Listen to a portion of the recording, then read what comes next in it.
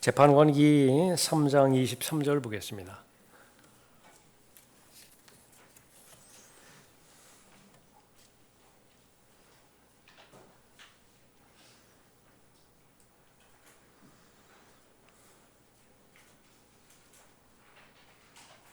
에훗이 모압 왕 에글론을 만났죠.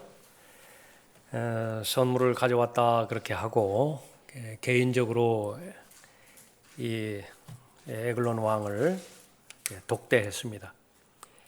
준비해간 칼날로 배를 찔렀죠. 그렇게 해서 이제 칼이 깊이 들어간 결과 오물이 밖에 나올 정도로 그렇게 함으로 인해서 죽었습니다. 23절입니다. 에훗이 현관을 통하여 나와 접견실 문을 닫아 잠갔더라. 에훗이 나간 후 왕의 신하들이 와서 보니 보라 접견실의 문들이 잠겨 있는지라. 그들이 말하기를 왕이 분명히 그의 여름 접견실에서 그의 발을 가리신다고 하더라. 그들이 부끄러워질 때까지 기다리다가 보라 왕이 여름 접견실의 문을 열지 않으므로 열쇠를 가지고 열었더니 보라 그들의 군주가 죽은 채 땅에 쓰러져 있더라. 그들이 지체하는 동안 에훗은 도망하여 채석장을 지나 시라스로 도망하였더라. 그가 와서 에프라임 산에서 나팔을 부니 이스라엘 자손이 산에서 그와 함께 내려왔고 에훗이 그들 앞에 있더라. 에훗이 그들에게 말하기를 나를 따라오라. 주께서 너희 원수 모압인들을 너희 손에 넘기셨도다 하니 그들이 그를 따라 내려가서 모압을 향한 요단 개울을 차지하고 서서 한 사람도 건너지 못하게 하였더라. 그들이 그때 모압 사람 약 1만 명을 죽였으니 모두 힘이 왕성하고 모두 용맹한 사람들이었으나 한 사람도 도망가지 못하더라. 그리하여 모압이 그날로 이스라엘의 손 아래 항복하였으니 그 땅이 80년간 안식하였더라. 에훗 후에 아나세 아들 샴갈이 있었는데 그가 소몰이 막대기로 필리스티아인 600명을 죽였으며 그도 이스라엘을 구원하니라. 재판관이 전체를 통해서 재판관 하면은 공통적으로 구원자라고 하는 의미가 있죠. 구원자라고 하는 그 의미 가운데 예수 그리스도를 예표하고 있습니다. 재판관계에서 일어나는 모든 사건들 역시 마찬가지로 이스라엘의 역사를 비유로 말한 것처럼 하나의 비유가 되는 것인데요. 실체는 이제 대환란 때 일어나게 되어지는 것입니다. 구원자 중에 구원자, 재판관들 중에 재판관. 그러니까 주 예수 그리스도께서 요한계시록 19장에서 이제 재림하시면 여기 에훗을 통해서 1만 명을 죽였죠. 적그리스도의 세력을 다 죽게 그렇게 만드는 것입니다. 여기에서 이 에훗이 사용했던 칼날이지요. 아주 단검입니다. 또 31절에 보면 이 샴갈, 그러니까 샴갈이 썼던 이제 소몰이 막대가 있어요. 또 이제 그 4장에 가보면은 이제 적그리스도의 그 예표, 적그리스도의 그런 예표인 그 시스라를 죽이는데요. 한 여인이 죽이는데 못을 박아 죽입니다.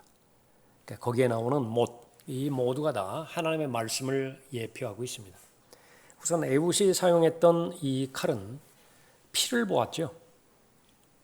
그래서 이것을 개인적으로 이 개인 구령에 적용할 때 아주 훌륭한 본보기가 그렇게 되어질 수 있습니다. 에훗이 처음에 다가갔을 때는 아주 친절하게 다가갔습니다. 아주 친절하게. 그리스도인도 마찬가지죠. 개인적으로 구령할 때에 예의를 갖춰서 잘 대면하는 것, 처음에 시작이죠. 그것은 너무나 중요한 것입니다. 그 다음에는 이제 목적이 있죠. 바로 하나님의 말씀 성령의 칼을 뽑아들고 그 칼을 뽑아들면은요 반드시 피를 봐야 됩니다. 칼을 뽑아들었는데 피를 보지 않았다. 그러면 그 칼 빼나 마나요. 그러니까 칼의 목적은 피를 보게 하는 데 있어요. 그래서 그것이 수술이 잘 끝난 다음에 수술 칼의 역할을 하든지 그러면 치유받는 것입니다. 구원받는 것이죠. 그러지 않으면 이제 본문에서처럼 여기 에글론처럼요. 온갖 오물을 다 쏟아내고 죽든지 둘 가운데 하나인 것이죠. 성령의 칼을 통해서 예수 그리스도로 인도하든지 아니면은 스스로 하나님의 진노 가운데 있게 하든지 그렇게 하는 것입니다. 그러면 살리는 것과 죽이는 것 그것은 이미 구령자의 손을 떠난 일이죠. 그것은 성령께서 하실 일입니다. 성령 하나님과 그 당사자와의 그 관계 가운데서 이렇게 이루어지는 것이죠. 또 하나 여기서 볼 것은 영적인 적용을 해 볼 때는 이 시간을 낭비하는 것은 기회를 잃어버린 것이라고 하는 것을 볼 수 있습니다. 아무것도 하지 않고 서성거리는 것, 기회가 왔음에도 불구하고 준비되지 못함으로 인해서 그것은 예수님께서도 아주 싫어하시는 부분입니다. 하나의 비유를 말씀하셨는데 포도원에서 일한 일꾼들을 고용한 집주인에 대한 비유가 있었죠. 마태복음 20장에서 아침 일찍부터 고용을 합니다. 저녁 거의 끝날 때까지 그렇게 일꾼을 받아들이는 것인데 제일 마지막에 발견된 사람들은 서성거리는 사람이었어요. 일할 것이 없어서 고용했죠. 예수님께서 바라보시는 추수, 그것은 아무리 일꾼이 많다 하더라도요 부족합니다. 추수할 일꾼은 너무나 그렇게 부족한 것이죠. 왜 부족한 것이냐? 실제로는 모든 준비와 또 여건들을 하나님께서 잘 해 주셨는데 이제 변명이 많은 것입니다. 일할 기회가 없다든지 준비가 갖추어지지 않았다든지 아니면 대가에 만족하지 않는다든지. 그러나 예수님께서 내가 대가를 적절히 주겠다 그렇게 또 말씀하시죠. 그래서 고용주의 문제가 없는 한 변명이 있을 수가 없다라고 그렇게 보는 것입니다. 에웃이 나를 따라오라 그렇게 또 말하죠. 에웃이 예수 그리스도의 또 분명한 예표가 되어지기도 합니다. 세무서에 앉아 있는 레위를 보고 나를 따라오라 그렇게 말씀하셨죠. 지금도 유효하죠. 계속해서 나를 따라오라 말씀하고 있는 것입니다. 하늘의 군대들도 이제 따를 것이죠. 요한계시록 19장에 보면 이스라엘이 하나님과의 올바른 관계를 갖는 것, 그러니까 조건 그 하나입니다. 유일무이한 조건 하나예요. 이스라엘이 하나님과 관계를 올바로 갖는 것이냐? 그러면 승리가 보장되어 있습니다. 10,000명의 모압 부대인데요, 정예 부대예요. 근데 여기 이 이스라엘 이 군대는요. 그 정예 부대에 비하면 오합지졸을 하고 똑같은 것이 무슨 훈련을 받아보기를 하나 무기가 변변치를 못하는 것 변변하기를 하나 그러나 그것은 상관이 없습니다. 이 죄와 싸워서 지는 이유 그것은 하나밖에 없습니다. 하나님과의 관계가 올바르지 않기 때문에 지는 것이지 내 능력이라든지 하나님의 능력 거기에 이상이 있을 수가 없는 것입니다. 30절에 보면 그리하여 모압이 그날로 이스라엘의 손 아래 항복하였으니 그 땅이 80년간 안식하였더라 그랬죠. 그래서 하나님께서 관여하시는 전쟁 그것은 하나님께서 구원하시는 것인데 하나님은 결코 칼과 창으로 구원하지 않으신다는 사실을 알고요. 그것을 믿을 수 있어야 되는 것이죠. 왜냐하면 전쟁이 주의 것이기 때문에 그렇습니다. 전쟁이 주님의 속한 것이기 때문에 무기와는 아무런 관련이 없는 것입니다. 다윗이 승승장구할 때에 그때에는요 이스라엘의 국력이 강했기 때문에 그런 것도 아닙니다. 오히려 반대였었죠. 이스라엘의 물리적인 국력은 강성했지만은 하나님과의 관계가 올바르지 않게 되었을 때에 다윗이 범죄하게 됐을 때 다 잃어버립니다. 왕국도 잃어버리고요, 보좌도 잃어버리고, 자기 아내들도 다 잃어버리고, 심지어는 자기 생명마저도 잃어버릴 위기에 처해 있었죠. 역시 마찬가지입니다. 지금 우리가 살고 있는 이 시대에 올바른 지도자, 필요한 이유는요. 그것이 무슨 뭐 아주 최첨단 무기로 잘 무장되어 있으면 그 G2가 되는 것이냐. 그러니까 다들 그렇게 믿는 것이지만 그러나 하나님께서는 그런 것은 전혀 문제가 되어지지 않는 것입니다. 그 군사력으로 본다면 이제 4장에서 우리가 살펴볼 것이지만은요. 이집트의 군사를 따라올 나라가 없었거든요. 그 병거, 거의 완전 무결한 병거를 가지고서 이스라엘을 추격해 올 때 하나님께서 하신 일은 단 하나밖에 없어요. 무엇이냐? 그 엄청난 병거에서 바퀴를 다 빼버렸어요. 어디에 써먹죠? 어느 짝에 써요? 하나님께서 하시는 일은 간단합니다. 하나님께서 정신을 간섭하셔가지고 자기들끼리 싸우게 만들어버려요. 성경의 전쟁사지요. 그렇게 해서 스스로 멸망하게 만드는 것입니다. 자, 4장에 보면 4장 1절에요. 에훗이 죽은 후에 이스라엘 자손이 다시 주의 목전에서 악을 행하니 주께서 하솔에서 다스리던 카나안 왕 야빈의 손에 그들을 파셨더라. 그의 군대 대장은 이방인들의 하로셋에 거하는 시스라였는데 이스라엘 자손이 주께 부르짖었으니 이는 그가 철병거 900대를 가졌으며 20년 동안 이스라엘 자손을 심히 압제하였더라. 세 번째 이제 노예 생활로 들어가게 되는 것입니다. 다시 한번 배교의 패턴이 반복되어지죠. 에훗이 죽으면 문제예요. 구원자가 살아있는 동안에는 평안을 누리는데 그 구원자가 이제 죽지요. 그러면은 곧바로 우상숭배로 타락해버린 것입니다. 하나님께서는 막대기가 필요한 것인데 어느 막대기를 사용하실 것이냐? 하나님의 섭리지요. 그러니까 이번에는 북쪽에 카나안 왕을 들어오게 하십니다. 카나안 왕 야빈이었어요. 야빈은 이제 북쪽의 지파들을 상대로 해서 요즘으로 말하면 이제 기갑부대를 앞세우는데 900대의 철병거로 그렇게 무장하고요. 그 기병들로 아주 정렬해 있었던 것이죠. 근데 이 철병거들은 왜 철병거들이라고 하느냐? 이 바퀴가 있는데요. 그 바퀴에다가 칼을 이렇게 장착한 것입니다. 그걸 한번 상상해봐요. 그 칼이요, 약간 이렇게 이렇게 곡선처럼 휘어져 있어요. 근데 이 바퀴가 막 돌아갈 때, 그러니까 이 칼이 휘어져 있으니까 팽팽팽팽 돌아가겠죠.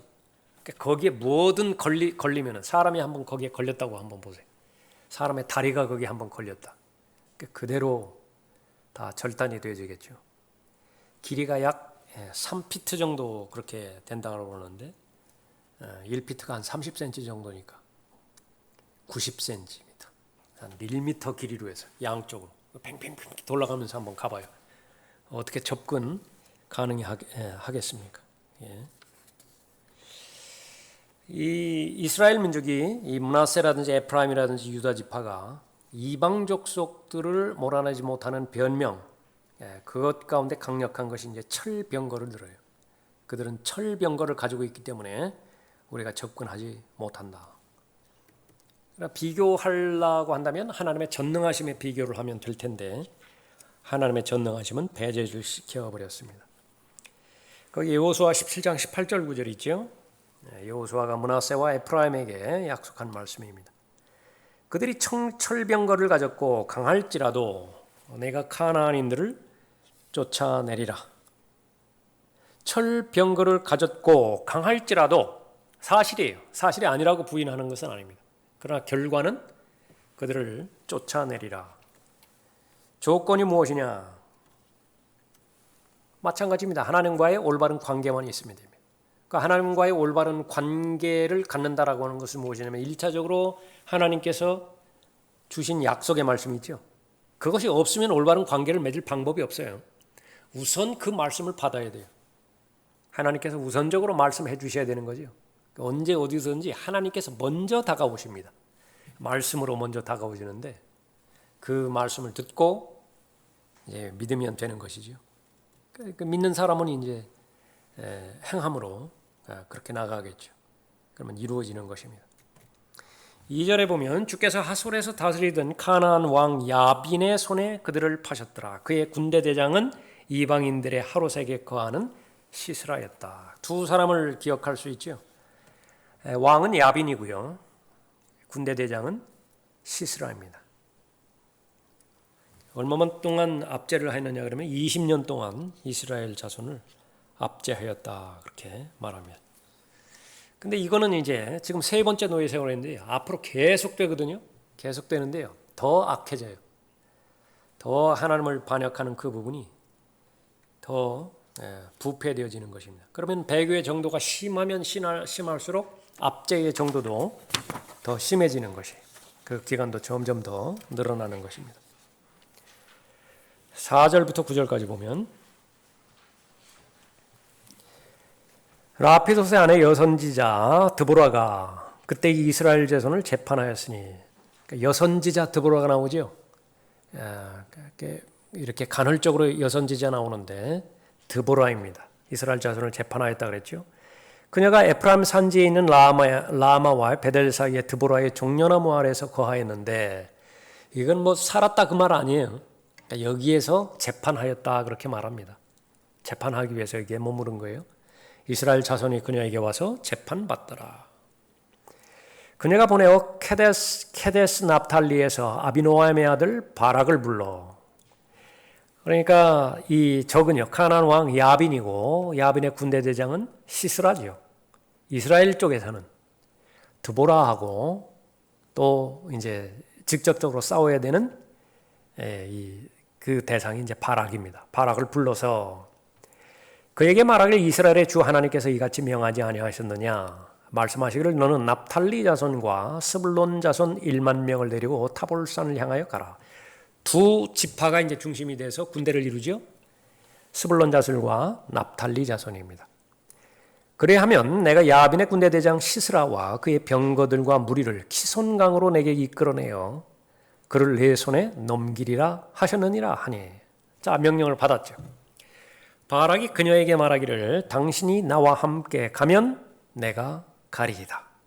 그러나 당신이 나와 함께 가지 아니하면 나는 가지 않겠노라 하더라. 그러니까 남자답지 못하죠.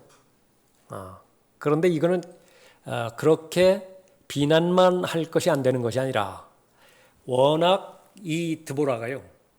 안팎으로 하나님의 사람이라고 하는 것을 입증 한 거예요. 그러니까 누가 본다 하더라도 하나님께서 함께 하시는 거예요. 많은 재판들을 했겠죠. 아주 공명정대한 재판을 그렇게 했던 것을 보고요. 또 지금 이렇게 위기에 처했을 때도 하나님께서 드보라와 함께 한다라고 하는 사실을 알았기 때문에 안다. 우리도 마찬가지죠. 그 사람을 하나님께서 사용하신다. 그러면은 그 사람에게 또 자신의 일을 공유하고 싶다고요. 우리 그 기도 모임도 마찬가지입니다. 기도 모임도 그 사람의 기도를 하나님께서 들어주신다. 그러면 같이 기도하는 것입니다. 그 사람이 말씀을 전할 때에 거기에는 성령 하나님께서 역사하시는 증거가 있더라. 그러면은 의뢰하는 것이죠. 그건 뭐 전혀 잘못이 아닌 것입니다. 그러나 왜 드보라에게만 역사하셨겠는가? 그러지는 않겠죠. 바락 자신에게도 역사했는데 의존을 하는 것입니다. 8절이죠. 9절에 그녀가 말하기를 내가 반드시 너와 함께 가리라. 그렇지만 내가 취한 여정이 너의 영예는 되지 아니하리니 이는 주께서 시스라를 여인의 손에 파실 것임이라고 하고 드보라가 일어나서 바락과 함께 케데스로 가니라. 시스라를 여인의 손에 파실 것임이라. 이 여인은 드보라 자신을 말하는 것이 아니라 조금 있다 보면 다른 여인이에요. 이 못을 시스라의 그 머리에 박는 그런 여인입니다. 자, 그것이 4절부터 9절까지의 내용이죠. 자, 하나님께서 여선지자와 재판관으로 사용하신 그 여자가 나온다. 함축하는 것. 이 말이 함축하는 것. 왜 하나님께서 여선지자를 그렇게 사용하셨는가? 결론으로 말하면 북쪽 지파들에서는 하나님께서 사용하실 만한 남자가 없어요. 이건 좀 아주 안타까운 일입니다. 남자들을 하나님께서 우선적으로 사용하시는데 남자들이 사용할 일이 없다. 자, 하나님께서 영적인 질서와 영적인 순서를 주셨어요. 제일 위가 하나님이에요. 그 다음에 예수 그리스도시죠. 그 다음에 남자예요. 그 다음에 여자예요. 여자의 머리는 남자입니다. 남자의 머리는 예수 그리스도시라요. 그러니까 모든 면에서 그런 것이 아니라 하나님께서 영적인 일을, 특히 사역을 집행해 나가시는 데 있어서 바로 그렇게 신약 성경에서 질서를 그렇게 주셨죠. 그런데 하나님께서는 남자를 통해서 하나님의 일을 행해 나가기를 원하는데 사용할 만한 남자가 없어요. 그럼 여자를 쓰시는 거예요. 그러니까 여자를 쓰셔야 되는데 하나님께서 또 쓰시기에 합당한 여자까지도 없다. 어린아이를 쓰는 것입니다. 그래서 거기에 나와 있는 것처럼 바로 나아만, 문둥병 나아만 장군 있죠. 선지자한테 연결시켜 준 사람이 바로 그 소녀였었죠. 사마리아에 있는 선지자에 관해서 증거를 했어요. 어린아이가. 하나님께서는 어린 소녀를 그렇게 쓰신 것입니다. 그래서 실제적으로 하나님의 사역에 있어서요, 구약이든 신약이든 이 구원과 더불어서 하나님 앞에 열정을 지니고 또 소원을 갖춰야 되는 것은 하나님께서 나를 사용해 주시라는 것입니다. 그것을 유용성이라 그렇게 볼 수 있습니다. Availability. 하나님께서 나를 사용하시는 것인가. 그래서 우리가 사람들을 볼 때도요, 제일 주의 깊게 봐야 되는 것은 그 사람을 하나님께서 쓰시는가. 그러면 이제 결과들이 있어요. 열매들이 있죠. 그러니까 그것을 살펴보는 것입니다. 사도 바울은 이 부분에 있어서는 거의 목숨을 걸다시피 했어요.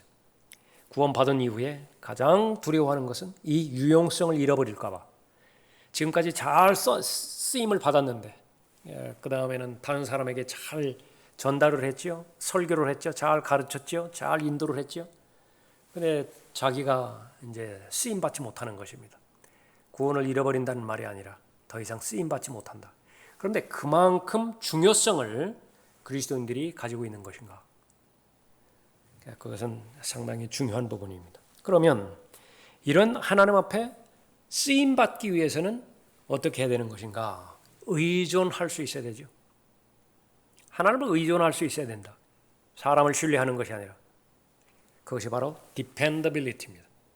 availability, dependability. 유용성과 더불어서 의존할 수 있는 그 성향을 늘 가지고 있어야 되는 것이죠.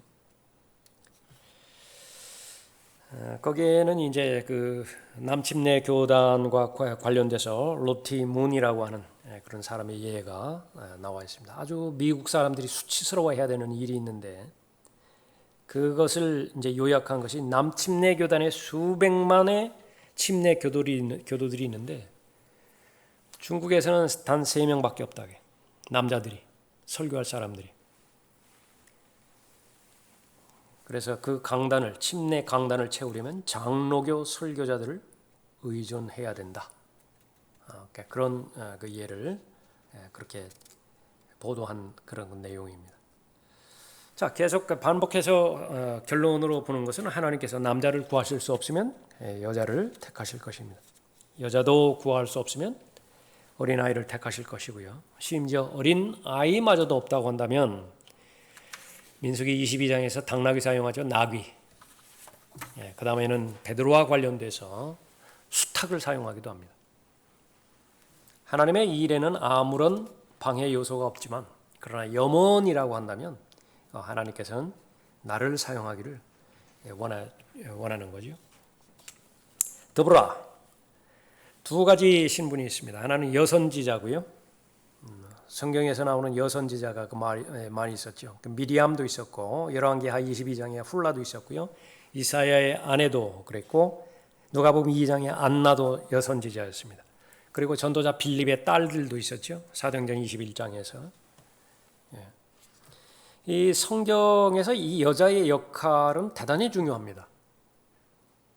다만 조금 전에 살펴봤던 것처럼 그 직책에 있어서 특별히 더 함축한다고 한다면 남자를 리드하는, 남자에게 영향력을 행사하는 것을 허락하지 않으셨다 뿐이에요.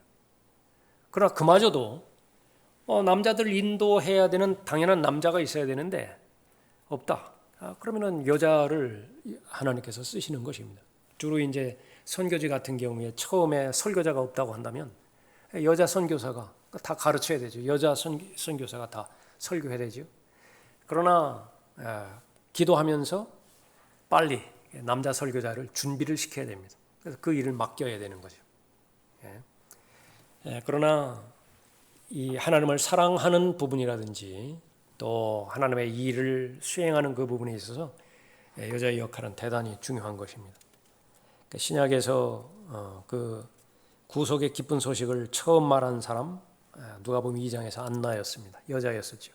예수님께서 부활하셨을 때에 그 부활에 관해서 선포한 제일 첫 번째 사람들도 여자였어요. 마태복음 28장에서 있는 것처럼 했습니다.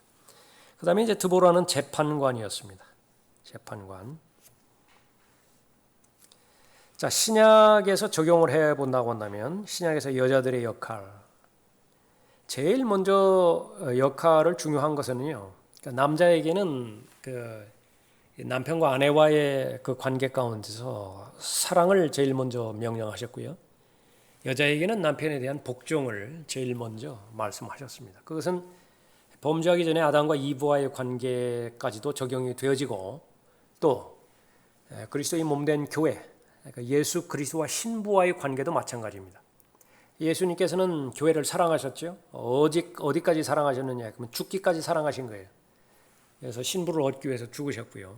그런 죽음을 통해서 또 형성된 것이 신부이니만큼 아내이니만큼 아내는요 그 남편에게 이렇게 복종해야 되는 것이죠.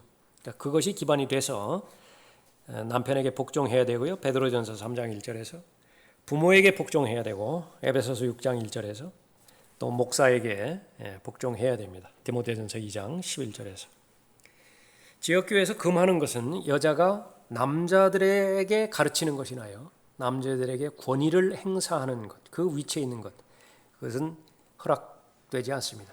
디모데전서 2장 12절 대표적인 구절에서요.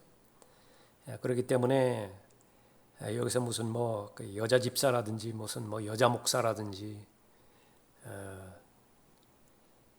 그 부분은 이제 훨씬 더 나아가서 동성애자들에게 무슨 뭐 안수를 해야 되느니 뭐 여기까지 이제 간 판이기 때문에 얼마만큼 멀리 떨어져 있는지 그건 알지만요. 그러나 변하지 않는 것은 진리예요. 상황과 여건이 아무리 변한다 하더라도 하나님의 질서는 변하지 않는 것이죠. 자, 그러면 여자는 교회에서 어떤 위치에 있는 것인가? 모두가 다 존경받는 위치에 있어야 된다 말하고 있습니다. 로마서 16장이라든지 빌립보서 4장 3절이라든지 디모데전서 5장 2절 3절에서 존경을 받아야 됩니다. 비록 남자들을 가르치는 것은 허용되지 않지만은 여자들은 여자들을 가르칠 수 있어야 되죠. 디도서 2장 4절에 있는 것처럼 이제 연륜이 쌓이면은요, 경륜이 오래되면 나이 많은 여자들은 젊은 여자들을 가르칠 수 있어야 됩니다. 그러니까 그것이 또 목표이고요. 그 다음에 어린 아이들을 가르칠 수 있어야 됩니다. 이 디모데가 어릴 때에 좋은 영향을 받았던 것은 어머니예요, 할머니예요. 그것을 확장해서 교회 내에서도 역시 마찬가지죠. 구원에 있어서 여자와 남자 차별이 없듯이 또 예수 그리스도를 증거하는 데 있어서도 여자와 남자는 차이가 없다라고 하는 사실을 우리가 알 수 있습니다.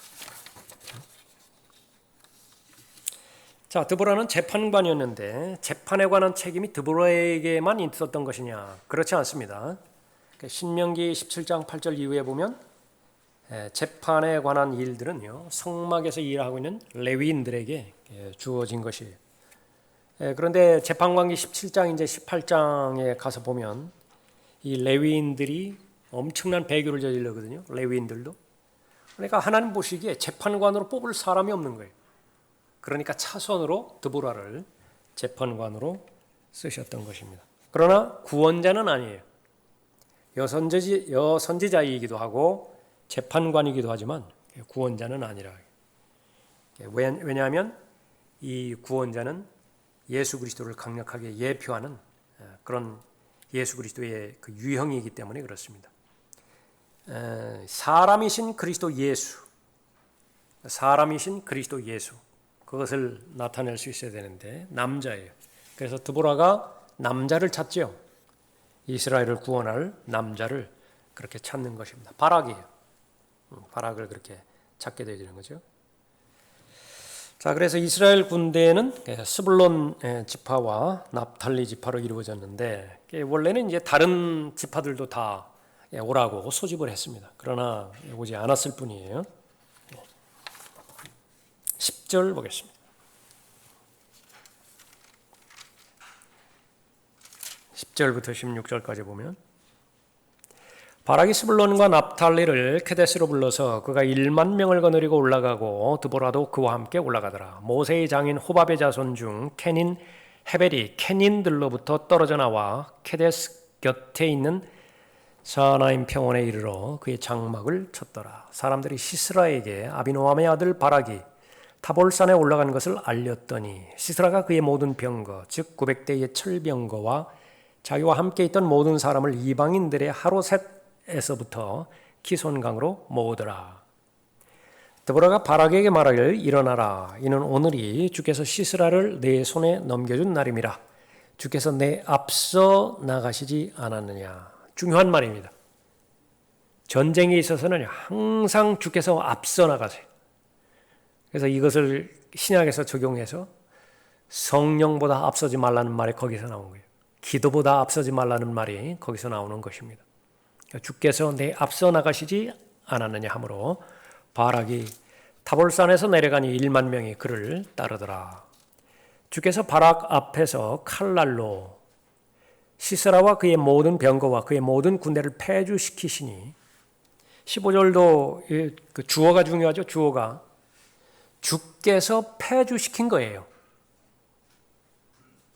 바락이 아니라 주께서 패주시키시니 시스라가 병거에서 내려 도보로 도망치니라. 그러나 바락이 그 병거들과 군대를 추격하여 이방인들의 하루셋에 이르니 시스라의 모든 군대가 칼날에 쓰러졌고 남은 자가 한 명도 없더라. 그런데 거의 대부분의 전쟁이 다 그렇습니다. 싸울만 하다. 저 정도면 승산이 있겠다. 그래서 시작하면은요, 완전히 패망해버려요. 대표적으로 어디와의 전투에서 그랬었죠? 아이성에서의 전투는 그랬었어요. 그러니까 별거 아니에요, 지금. 아주 혼쭐 났죠. 그럼 한번 여리코성 같은 경우에도 한번 생각해 보세요. 여리코성. 똑같이 그 얼마 전에 그곳을 정탐했던 사람들이 왔을 때는요, 자기들이 메뚜기 같았다고 그렇게 보거든요. 그 환경은 달라지지 않아요. 그럼에도 불구하고 하나님을 믿고 그 결과 하나님과의 올바른 관계가 형성이 되었을 때에 승리가 주어지는 것입니다. 그러니까 이 전투도 마찬가지예요. 900대의 철병거들. 나머지는 지금 이야기 안 해요. 900대만 있었다는 이야기가 아니에요. 철병거가 900대인데 그 병력이 얼마만큼 대단했겠어요. 기병들이라든지. 지금 그 16절에 보면 남은 자가 한 명도 없더라. 그렇게 언급했잖아요. 이제 드보라가 사기를 진작시켜 주는 것입니다. 주께서 함께하는 전쟁이다. 주께서 내 앞서 나가신다. 그러니까 명심해라. 그 확신 가운데 갔을 때에 힘을 그렇게 얻게 되었던 것이죠. 그래서 그 14절이었죠. 드보라가 바락에게 말하기를 일어나라. 이는 오늘이 주께서 시스라를 내 손에 넘겨준 날입니다. 주께서 내 앞서 나가시지 않았느냐. 하나님께서 이스라엘에게 약속하셨는데 이스라엘은 이 전쟁과 관련돼서 소멸케 하시는 분이 불이라 이렇게 신명기 9장 3절에서 자신을 계시해 주셨죠. 태워버리지 못할 것이 없어요. 소멸케 하시는 불이라. 그래서 이스라엘 앞서서 가신다. 한 예로 다윗이 필리스티아인들을 대항해서 올라갔을 때 뽕나무들 위에 소리를 주의하라 그렇게 말했죠. 어떤 소리를 들을 것이라. 뽕나무들 위에서 소리를 들으실 것이라. 왜 그 무엇이냐? 그럼 바로 하나님께서 앞서 가셔서 모든 것을 다 진두지휘하시는 그런 부분이에요. 공격 신호입니다. 그 소리가 들렸다라고 하는 것은요. 그래서 지금 하나님께서 앞서 가셨다. 그러면은 하나님께서 직접 대면하실 때에 그 하나님을 대항할 수 있는 군대, 그거는 아무리 완벽에 가까운 군대라 하더라도요, 그것은 이 패망밖에 놓여 있는 것이 없는 것이죠. 하나님께서는 어떤 방법으로 적을 엉망진창으로 만드실 것이냐? 무한대예요. 그건 무한대라고요. 거기에 예들이 이제 몇 가지 나왔는데 하나는 말벌을 보내십니다. 출애굽기 23장, 신명기 7장, 여호수아 24장. 그러니까 이것도 마찬가지죠. 사자가 이 백성의 왕이라고 하는데요. 밀림의 제왕이라고 하는데 벌이 달려들었다. 어떻게 이기죠? 도망가는 수밖에 없어요. 마찬가지로 여기 막 철병거로 무장을 하고 기갑부대로 막 무장을 하고 그렇게 되는데도요. 이 벌이 달려가지고 막 다리든 손이든 뭐 이마든 가릴 것 없이 다 쏘아버린다. 그거 어떻게 견뎌요? 그거 무슨 수로 그것을 막습니까? 하나님의 방법입니다. 또 하나는 여호수아 10장 11절에서는 하나님께서 엄청난 우박을 보내셨죠.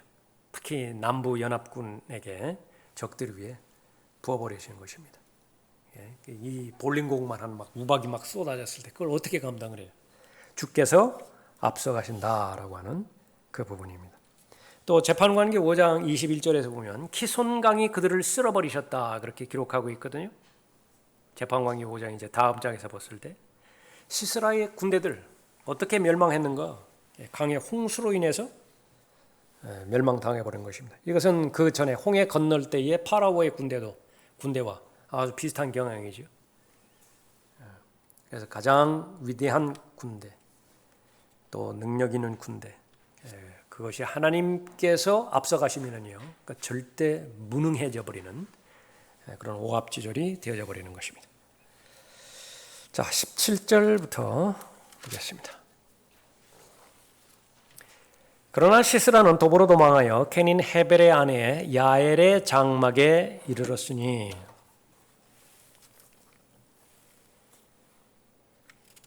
하솔 왕 야빈과 케닌 헤벨의 가문 사이에는 화평이 있음이더라. 야엘이 시스라를 맞으러 나가서 그에게 말하기를 내 주여 들어오소서 내게로 들어오시고 두려워하지 마소서 하니 그가 장막 안으로 들어가 그녀에게로 오니 그녀가 그를 이불로 덮더라. 베두인이라고 들어보셨죠?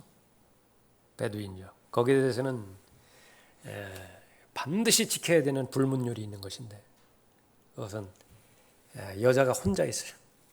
천막에 혼자 있어. 남편도 없고 아버지도 없어요. 남자가 들어갔다. 남편과 아버지의 허락 없이 들어갔다. 그건 죽는 길이에요. 지금 그 장면입니다. 그렇게 이제 이렇게 들어와서 이불로 덮더라 그랬죠. 19절에 그가 그녀에게 말하기를 청하노니 마실 물을 좀 달라. 내가 목마르다 하니 그녀가 젖부대를 열어 그에게 마실 것을 주고 그를 덮으니라. 다시 그가 그녀에게 말하기를 장막문에 서 있다가 어떤 사람이 와서 내게 물어 말하기를 여기 누가 있느냐고 하거든 없다고 말할지니라 하니 거짓말 시키는 거지요. 하벨의 아내 야엘이 장막에 못을 갖고 그녀의 손에 망치를 들고 가만히 그에게 들어가서 그 못을 관자놀이에 대고 박아 땅에 꽂으니 이는 그가 쉬 잠들어 죽었으며 피곤하였습니다. 이에 그가 죽으니라. 우리 자매님들이 이렇게 하실만 하세요? 대단한 그 여인입니다. 이런 일보다 더 큰 일들도 할 수 있습니다, 여러분들. 그것이 바로 영적으로 말했을 때 그리스도의 훌륭한 군사들이기 때문에 그렇죠. 아주 훌륭한 여인입니다. 22절에 보라, 바락이 시스라를 찾을 때 야엘이 나와 그를 맞이하여 그에게 말하기를 오소서 내가 당신에게 당신이 찾던 그 사람을 보여주리이다 하더라. 그리하여 그가 그녀의 장막에 들어오니 보라, 시스라가 죽은 채 누워있고 그의 관자놀이에 못이 있더라.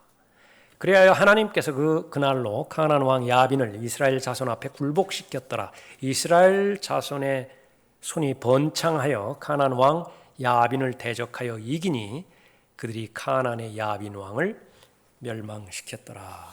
그렇습니다. 시스라를 죽일 수 있는 기회, 어떻게 생각할 것이냐? 영적인 의미에서 보면 특권이에요. 그건 대단한 특권이라. 마귀의 성이 있는데요, 마귀의 세력권이 있는데 그것을 허물어 버릴 수 있는 사람, 그건 특권이라. 아무나 그렇게 차지하는 것이 아니라 그건 준비된 사람이 있고요, 열정이 있는 사람이고 또 하나님에 대한 사랑으로 뜨거워진 사람이죠. 여인이 바로 그 부분이었습니다. 야엘이라. 야엘.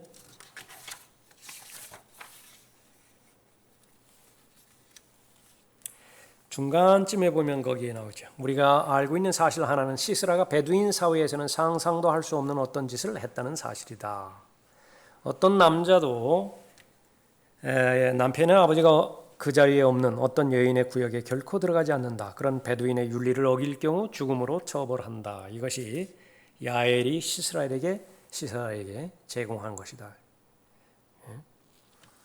그래서 피곤해서 이제 잠이 들죠. 잠들기 전에 이제 그 거짓말을 그렇게 시켰는데 그리고 나서 잠이 들자 치명적인 상처를 그렇게 입습니다. 자, 이 시스라의 죽음, 이 부분을 통해서 예언적인 면에서 봤을 때에 적그리스도와 연결이 되어집니다. 적그리스도의 유형이라. 적그리스도가 어떻게 죽는 것이냐? 머리에 상처를 입어 죽어요. 이것은 창세기 3장 15절에서 제일 먼저 예언했죠. 발 뒤꿈치가 부서지는 반면에 머리가 으깨져 버린다. 상대방은. 그것이 바로 예수 그리스도의 재림 때에 뱀의 씨의 머리가 부서지는 것이죠. 로마서 16장 20절이라든지 시편 68편 21절, 특히 하박국 3장 13절에서 언급하고 있습니다. 이 적그리스도를 예표하는 인물들, 그 가운데서도 머리가 상해서 죽은 인물들 셋이 있는데요. 하나는 본문에서 나오는 시스라이고, 또 하나는 재판관기 이제 9장에 보면 이제 아비멜렉이 나옵니다. 그리고 또 하나는 사무엘상 17장에서 골리앗이 나오죠. 모두가 다 예수 그리스도의 재림에 대한 예표입니다. 자, 시스라가 죽었죠. 가나안인들의 왕 야빈, 이스라엘 앞에서 하나님에 의해서 진압당했습니다. 이 억압이 끝났을 뿐만 아니라 또 이스라엘은 최종적으로 야빈을 죽였습니다. 이것이 중요한 것은 귀한 영적 교훈을 주기 때문에 그렇죠. 아말렉에 왜 씨를 말리려고 했는 것이냐? 단 하나도 남겨놓지 말라라고 그렇게 언급을 하고 있죠. 그것은 강력하게 그리스도인에게서는 육신을 예표하기 때문에 그렇습니다. 아말렉을 멸하라고 그 명령을 주신 대상은 사울이었거든요. 사울이 하나님보다 더 큰 마음을 품어버렸어요. 관용을 베풀었다고요. 살려뒀어요, 아말렉을. 그러니까 최종적으로 아말렉에 의해서 죽죠. 사울이 죽는다고요. 그 전체를 하나님께서 보실 때 하나님의 마음이 어떠셨겠어요? 마찬가지로 아담의 타락한 성품, 거기에서는 단 하나도 선한 것이 없어요. 단 하나도 이로운 것이 없습니다. 그것이 선해 보일 뿐이에요. 그래서요, 조금 시간이 지나면 여러분들이 반드시 분별력을 가지고 판단해서 기도하는 가운데 반드시 처리하거나 극복해야 되는 대상이 있는데요. 교회 안에 있는 착한 사람이에요. 그러니까 대단히 심각한 문제입니다. 여러분도 다 해당될 거예요. 그 사람 착하다. 이 부분들이 처음에는 좋은 출발을 할 수 있어요. 잘 배울 수 있는 여건이 되고 겸손할 수 있고요. 겸손한 상태에서 잘 배우지만은요.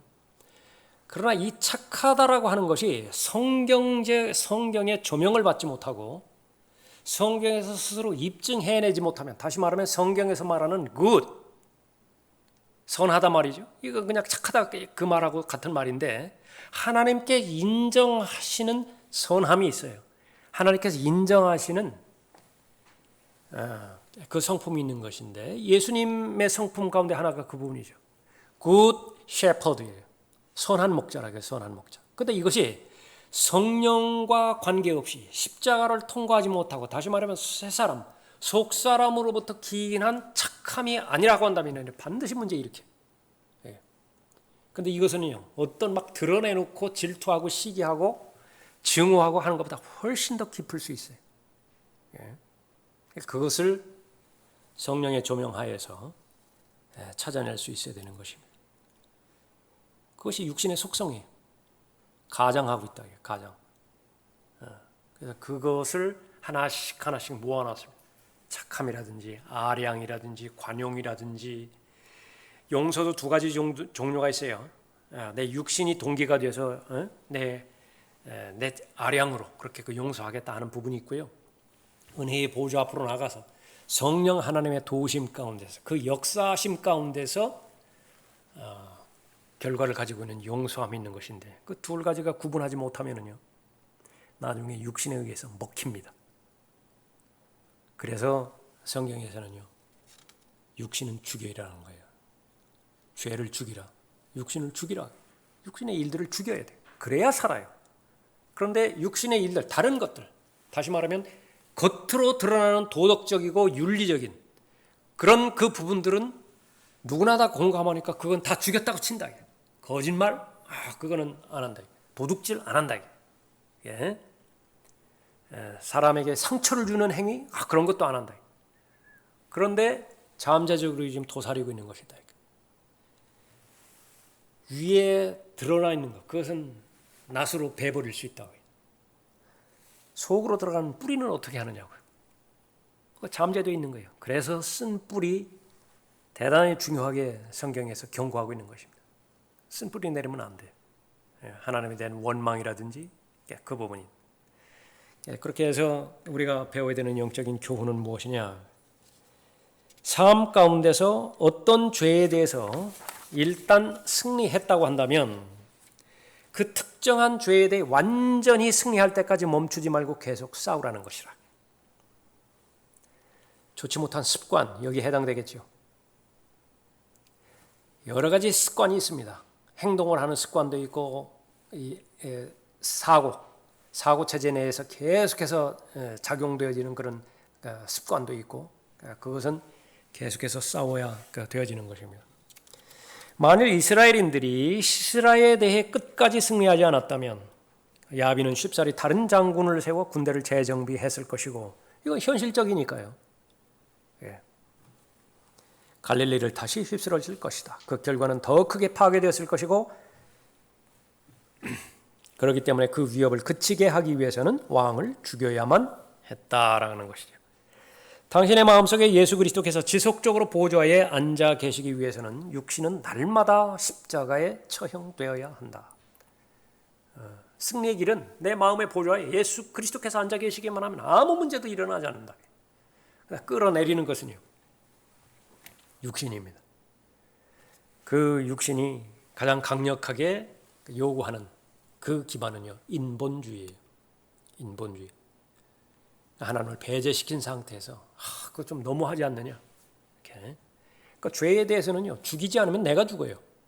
그렇게 절실한 마음으로 다가서야 되는 것인데 느슨하게 해줬다. 그 교훈을 반드시 우리가 받아야 되는 것입니다. 장막의 못, 이거 하나님의 말씀과 관련된 그런 부분이, 그 부분에 대한 부분이고요. 또 하나 살펴볼 것은 이제 바락의 사역에 관한 신약적인 주석입니다. 히브리서 그 11장 그 32절 이후에 보면 바락에 관해서 나오는데 그들은 믿음을 통하여 외적들을 패주시키기도 하며 그렇게 기록을 하고 있는데 그 히브리서 11장에서 주체가 됐던 드보라는 안 나와요. 야엘도 안 나온다. 바락만 나와요. 근데 그 바락의 믿음이 드보라나 야엘의 믿음에 비해서 강한 것이냐? 그렇지 않거든요. 그런데 왜 이 바락의 믿음이 위대한 믿음의 영웅으로 그렇게 기록하고 있는 것이냐? 우리가 살펴봤던 것처럼 바로 구약 성도들을 신약에서 평가할 때 죄는 묻지 않는다. 참 은혜예요. 대단한 은혜라. 몇 가지 예들이 있죠. 신약 성경에서 노아가 술 취했다는 사실 알 수 없어요. 신약 성경이 없었더라고 한다면요, 롯, 구약 성경에 나오는 롯이죠. 이 구원받지 못한 사람 같다고요. 그냥 신약 성경이 있으니까 의인이었어요. 롯이. 모세, 성질을 이기지 못했죠. 약속의 땅에 들어갈 기회를 박탈당했는데 신약에서는 다루지 않아요. 그거 다루지 않는다고. 또 여호수아가 그렇게 하나님 앞에 잘 기도했는데 기브온인들이 왔을 때에 하나님 앞에 기도하지 않았죠. 이것도 다루지 않습니다. 아브라함이 자기 아내에 대해서 거짓말했다는 사실, 사라가 이삭이 출생할 때 하나님의 약속 비웃었죠. 다윗이 간음죄 저질렀죠. 그런 것들은 다 간과한다. 그러니까 왜 그런 것이냐? 예수 그리스도의 피 때문에 그래요. 동물의 피와 예수 그리스도의 피가 다르기 때문에 그런 것이죠. 마태복음 26장 28절에서 신약은 바로 예수 그리스도의 피를 근거로 해서 제정되었다라고 하는 거죠. 그래서 이것은 이제 예수 그리스도의 보혈이 흘려졌을 때에 비로소 구속이 완성된 것이죠. 크게 둘로 나눴을 때 죄에 대한 용서가 있고요. 죄가 제거되진 않았어요. 황소와 염소의 피는 죄들에 대한 용서만 있고 죄들을 제거하지는 못해요. 그래서 구속의 능력은 없어요. 구속의 능력이 있다고 한다면 굳이 예수 그리스도께서 오셔서 예수님의 피가 흘려질 이유가 없다고요. 구약의 구원이나 신약의 구원이나 같다라고 한다면 굳이 예수님의 피가 흘려질 이유가 없다고 말해요. 예수님의 사역이나 예수님의 사역이 구약의 선지자들의 사역과 같다고 한다면 굳이 아론의 계열의 제사장으로 충분하지 또 다른 멜키세덱 계열의 제사장이 요구될 이유가 없어요. 그래서 동물의 피, 그 동물의 피로서는 절대로 죄들이 제거될 수 없는 것이죠. 그래서 구약 성도들은요, 동물의 피밖에 없어요. 아무리 위대한 믿음의 영웅이라 하더라도 아브라함이라든지 다윗이라든지 모세라든지 동물의 피밖에 없어요. 그 구약 성도들에게는 예수님의 피가 없다고요. 그러니까 그리스도인에게는 예수님의 피가 있는 것이죠. 그래서 이 구약의 구원이나 신약의 구원이나 똑같다. 보수주의자들, 근본주의자들, 이 사람들이 주장한 그 부분들은 엉터리 중에 엉터리인 것입니다. 예수 그리스도의 보혈, 그것이 모든 죄에서 깨끗하게 한다고 요한일서 1장 7절에서 말씀하고 있는 것이죠. 그래서 그 피는 히브리서 9장 12절에 따르면 영원한 구속을 보장해 주는 것입니다. 자유예요, 이것이. 진정한 자유를 보장해 주는 것이죠. 그래서 예수 그리스도를 믿는 것이 얼마나 큰 은혜이고 또 얼마나 큰 능력을 소유한 것인지 우리가 잘 알 수 있습니다. 자, 오늘은 4장 살펴봤습니다.